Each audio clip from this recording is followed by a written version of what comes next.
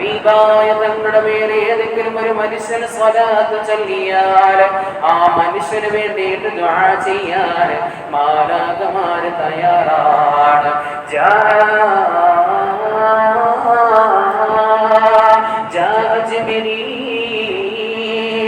ജിബ്രീൽ അലൈഹിസ്സലാത്തു വസ്സലാം കടന്നു വന്നിട്ട് ഹബീബായ തങ്ങളോട് പറയുകയാ, യാ മുഹമ്മദ്, അല്ലയോ നബിയേ, നബിയേ, ലാ യുസല്ലി അലൈഹി അഹദൻ ഇല്ലാ സല്ലാ അലൈഹി 70,000 മലായിക. നബിയേ, നബിയേ, അങ്ങയുടെ മേലെ ഏതെങ്കിലും ഒരു മനുഷ്യർ സ്വലാത്ത് ചൊല്ലിയാൽ ലാ യുസല്ലി അലൈക അഹദുൻ, അങ്ങയുടെ മേലെ സ്വലാത്ത് ചൊല്ലുന്ന മനുഷ്യനുണ്ടല്ലോ, ഇല്ലാ സല്ലാ അലൈഹി, അവന്റെ മേലെ സ്വലാത്ത് ചൊല്ലുന്നതാണ് 70,000 മലായിക. അല്ലാഹുവിന്റെ ആകാശത്തുള്ളതായ 70,000 മാലാഖമാര് ഹബീബായ തങ്ങളുടെ മേൽ സ്വലാത്ത് ചൊല്ലുന്ന മനുഷ്യന് വേണ്ടിയിട്ട് സ്വലാത്ത് ചൊല്ലുന്നു എന്ന് ഹബീബായ തങ്ങളുടെ അടുക്കൽ വന്ന മാലാഖയാകുന്ന ജിബ്രീൽ അലൈഹിസ്സലാം പറയുകയാ. അവിടുന്ന് അതേ ഹബീബായ തങ്ങളോട് വീണ്ടും ജിബ്രീൽ പറയുകയാണ്, യാ റസൂലല്ലാഹ്, യാ റസൂലല്ലാഹ്, യാ ഹബീബല്ലാഹ്, നബിയേ, അങ്ങയുടെ മേലെ ഏതെങ്കിലും ഒരു മനുഷ്യൻ സ്വലാത്ത് ചൊല്ലിയാൽ അല്ലാഹു സുബ്ഹാനഹു വ തആല കൊല്ലെന്ന് പറയുന്നതായ ഒരു വാക്യം കൊണ്ട് ഒരു മലക്കിനെ സൃഷ്ടിക്കുകയാ. എന്നിട്ട് ആ മലക്കിന്റെ വ്യാപ്തിയെ പറ്റിയിട്ട് ജിബ്രീൽ പറയുകയാണ്, 7 ആകാശം വരെ നീണ്ടു നിൽക്കുന്ന തലയുമായി നിൽക്കുന്ന മലക്കാണ്. ആ മലക്കിന്റെ കാലുണ്ടല്ലോ അതേ 7 ഭൂമിയുടെയും താഴെയാ. ആ മലക്കിന്റെതായ വലതുഭാഗത്തെ ചിറക് അത് മശ്രിഖോളം നീണ്ടു നിൽക്കുന്നതാണ്. ഇടതുഭാഗത്തെ ചിറകുണ്ടല്ലോ അത് മഗ്രിബോളം നീണ്ടു നിൽക്കുന്ന ഒരു മലക്കിനെ അങ്ങ് സൃഷ്ടിക്കുകയാണ്. എന്നിട്ട് അതേ അങ്ങയുടെ മേലെ സ്വലാത്ത് ചൊല്ലിയ മനുഷ്യന് വേണ്ടിയിട്ട് ഈ മലക്കുകൾ അവിടെ നിന്ന് സ്വലാത്ത് ചൊല്ലുന്നതാണ്.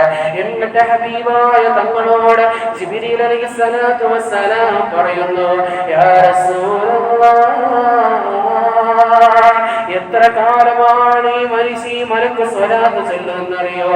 ഹത്താ യുബ്അസല്ലാഹു യൗമൽ ഖിയാമ. നാളെ എല്ലാവരും മടിച്ചതേ മണ്ണിന്റെ അടിയിൽ പോയിട്ട്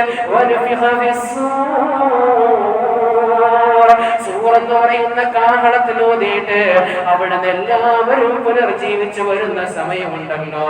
ആ സമയം വരെയും ഈ മാലാഖ അവിടെ നിന്നുകൊണ്ട് ഹബീബായ തങ്ങളുടെ മേലൊരു സ്വലാത്ത് ചൊല്ലിയ മനുഷ്യന് വേണ്ടിയിട്ട് സ്വലാത്ത് ചൊല്ലുമെന്ന് ഹബീബായ തങ്ങളോട് മാലാഖയാകുന്ന ജിബ്രീൽ അലൈഹിസ്സലാത്തു വസ്സലാം എന്ന് പറഞ്ഞു കൊടുക്കുകയാ. ജിബ്രീൽ വന്ന് പറയുകയാണ്, നബിയേ, അങ്ങയുടെ പേര് സ്വലാത്ത് ചൊല്ലിയ മനുഷ്യന് വേണ്ടി അല്ലാഹു ഒരു മലക്കിനെ സൃഷ്ടിക്കും. ആ മലക്കിന്റെ ഉയരം അത് 7 ഭൂമിയുടെക്കാളും തലയ്ക്ക് എടുപ്പുള്ളതും 7 ആകാശത്തിനേക്കാൾ തലയെടുപ്പുള്ളതും 7 ഭൂമിയേക്കാളും കാലനീളമുള്ളതും മശ്രിഖ് മുതൽ മഗ്രിബ് വരെ ചിറകുകൾക്ക് നീളമുള്ളൊരു മലക്കിനെ സൃഷ്ടിച്ചിട്ട് ആ മലക്കിയും സ്വലാത്ത് ചൊല്ലിയ മനുഷ്യന് വേണ്ടിയിട്ട് അവിടെ നിന്ന് ഖിയാമത്ത് നാളോളം അദ്ദേഹത്തിന് വേണ്ടിയിട്ട് പൊറുക്കലിനെ തേടുമെന്ന്, ഇല്ലെങ്കിൽ ദുആ ചെയ്യുമെന്ന് ഹബീബായ തങ്ങളോട് വന്ന് അവിടെ നിന്ന് ജിബ്രീൽ അലൈഹിസ്സലാത്തു വസ്സലാം പറയുകയാണ്.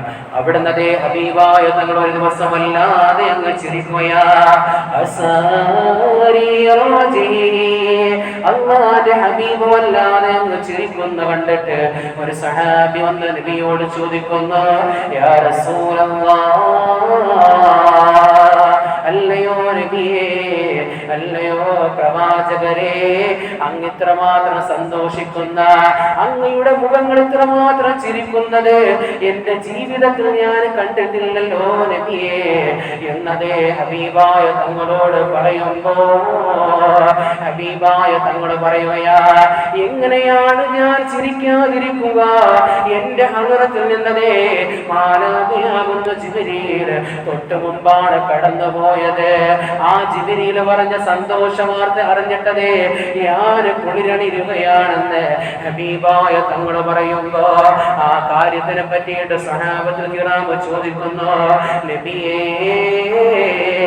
ആ കാര്യമൊന്ന് ഞങ്ങൾക്ക് പറഞ്ഞു തരുമോ?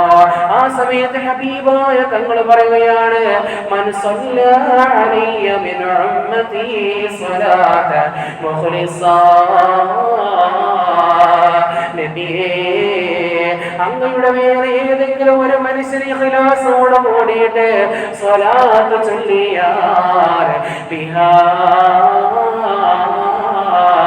അശറ സ്വലാത്ത് 10 സ്വലാത്ത് അങ്ങയുടെ പേര് ചൊല്ലിയാൽ ആ മനുഷ്യന് കൊടുക്കുന്നതായ പ്രത്യേകത എന്തെന്നറിയോ? റഫഅല്ലാഹു ദർജഹു ബിഹാ അശറ ദറജാത്ത്. അല്ലാഹു സുബ്ഹാനഹു വ തആല അദ്ദേഹത്തിന് 10 ദറജകൾ ഉയർത്തുകയാണ്. വകതബ ബിഹാ അശറ ഹസനാത്ത്. അല്ലാഹു സുബ്ഹാനഹു വ തആല അവർക്ക് അതേ 10 ദറജകൾ അവിടെ നിന്ന് എഴുതുകയാണ്, 10 നന്മകൾ എഴുതുകയാ.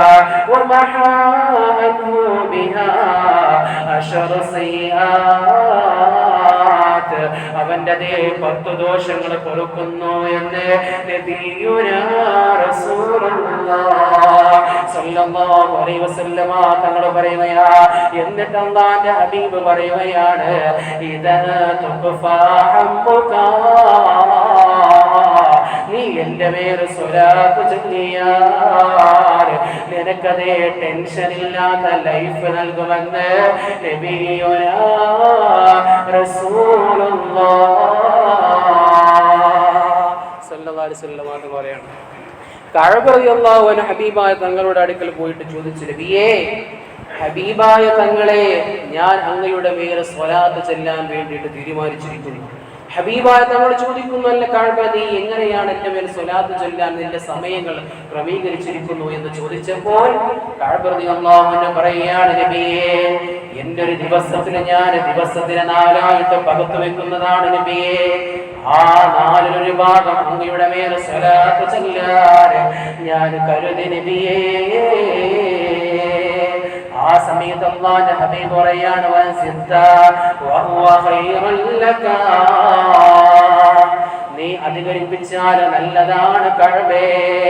വീണ്ടും കഅബ തങ്ങളെ പറയുകയാണ്, നബിയേ അങ്ങനെയാണെങ്കിൽ എന്റെ ജീവിതത്തിന്റെ അതേ 3/4 ഭാഗം നബിയേ അങ്ങയുടെ മേൽ സ്വലാത്ത് ചൊല്ലാൻ ഞാൻ കരുതി നബിയേ. ഹബീബായ തങ്ങൾ പറയുകയാണ്, വസിത്ത വഹുവ ഖൈറുൽ ലക നീ കഅബേ നീ സ്വലാത്ത് അധികരിപ്പിച്ചാൽ നല്ലതാ. അവസാന കഅബ തങ്ങൾ പറയുകയാണ്, നബിയേ എന്റെ ജീവിതത്തിന്റെ എല്ലാ ദിവസവും അങ്ങക്ക് വേണ്ടി സ്വലാത്ത് ചൊല്ലാൻ ഞാൻ മാറ്റിവെച്ചു. ആ സമയത്ത് അതേ ഹബീബായ തങ്ങൾ പറയുകയാണ്,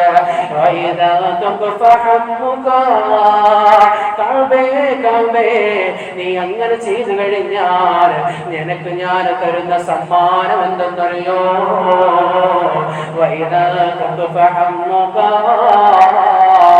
നിനക്കതേ ഒരു ടെൻഷനും ഞാൻ തരില്ല. നിനക്കൊരു ടെൻഷനും നിന്റെ ജീവിതത്തിൽ ഉണ്ടാവുകയില്ല. ടെൻഷനോ ലൈഫ് നൽകുകയാ, ടെൻഷൻ ഫ്രീ ലൈഫ് നൽകുകയാണ്. തുച്ഛമായ സമയത്ത് മാത്രമല്ല ലോങ് ലൈഫാണ് നൽകുന്നത്. നീ മരിക്കുന്നത് വരെയോ നിനക്കൊരു ഹമ്മുണ്ടാവുകയില്ല, നിനക്കൊരു ടെൻഷനും വരികയില്ല എന്ന് കഅബ തങ്ങളോട് ഹബീബായ തങ്ങൾ പറയുകയാ. എന്നിട്ട് കഅബ തങ്ങളോട് ഹബീബായ തങ്ങൾ പറയുകയാണ്,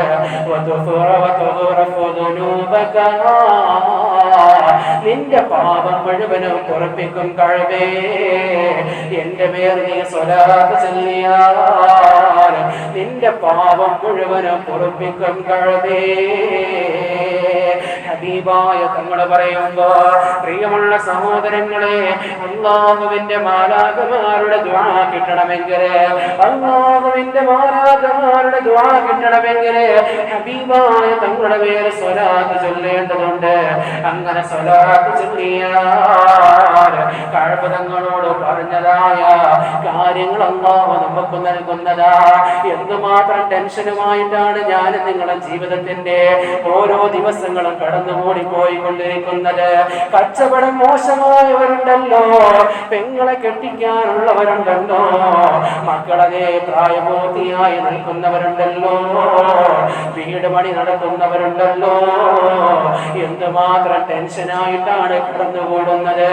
നമ്മളെ ഹബീബായ തങ്ങളുടെ പേര് സ്വലാത്ത് ചൊല്ലാൻ തുടങ്ങിയാൽ നമുക്കതേ ടെൻഷൻ ഇല്ലാത്ത ലൈഫ് വാഗ്ദാനം ചെയ്തത്, ഇന്നേ വരെ കളവ് പറയാത്ത സർവറയാന സർക്കാരെ മുജസ്സ താജ്ദാരെ മദീന നബിയുനാ റസൂലുള്ളാഹ് സല്ലല്ലാഹു അലൈഹി വസല്ലം തങ്ങളാണ് വാഗ്ദാനം ചെയ്യുന്നത്.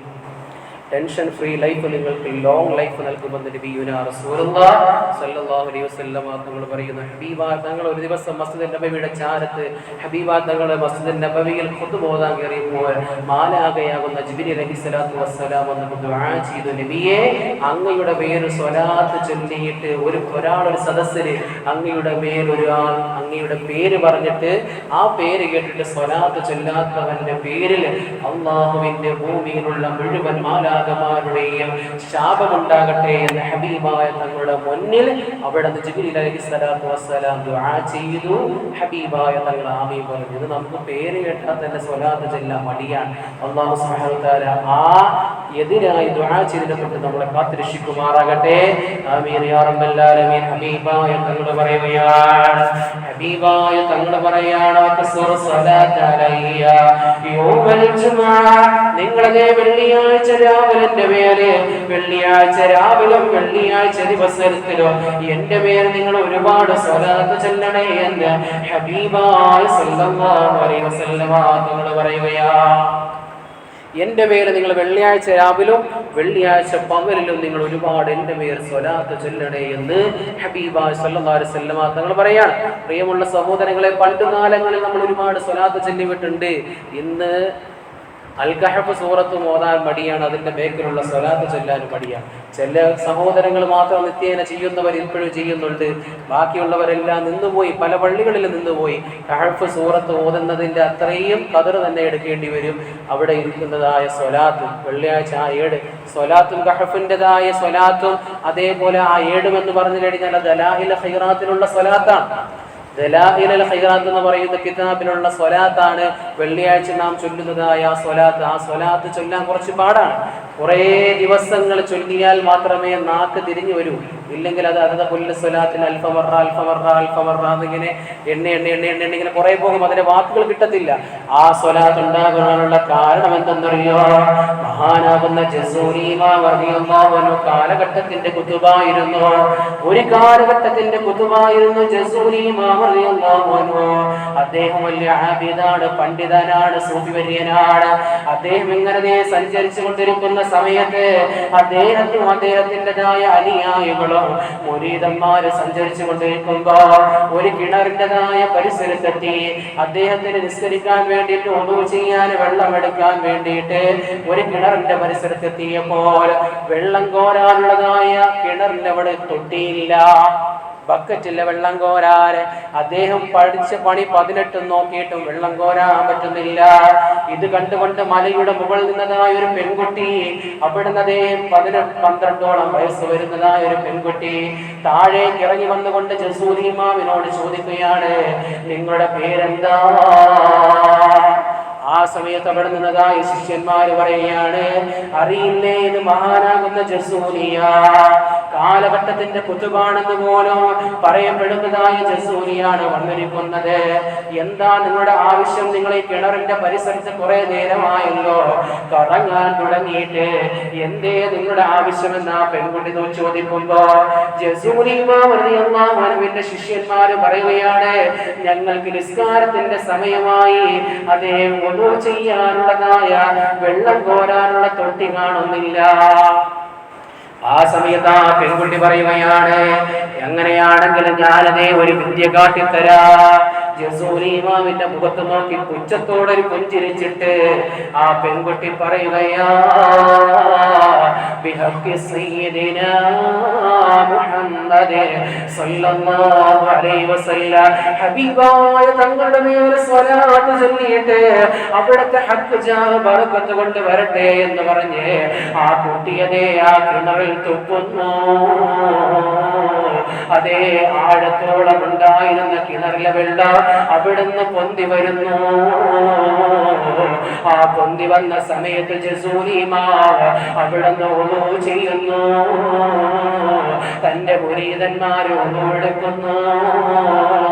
വുളു ചെയ്ത് നിസ്കരിച്ചതിന് ശേഷം ആ പെൺകുട്ടിയോട് ജസൂരി ഇമാം ചോദിക്കുന്നു, അല്ലയോ പെൺകുട്ടിയെ, നീ അതേ ഒന്നും പഠിക്കാത്തവളല്ലേ, ഇൽമ കുറവാണല്ലോ, തഖ്വ കുറവാണല്ലോ, പിന്നെ എന്തേ ഇത്രയും വലിയ കറാമത്തിന്റെ ഉടമയാകാൻ കാരണമെന്ന് ജസൂരി ഇമാം ആ കുട്ടിയോട് ചോദിക്കുമ്പോ ജസൂരി ഇമാമിനോട് ആ പെൺകുട്ടി പറയുന്നു, ഞാനതേ എല്ലാ ദിവസവും എന്റെ ഹബീബായ തങ്ങളുടെ മേലെ ലക്ഷക്കണക്കിന് സ്വലാത്ത് ഞാൻ ചൊല്ലാറുണ്ട്.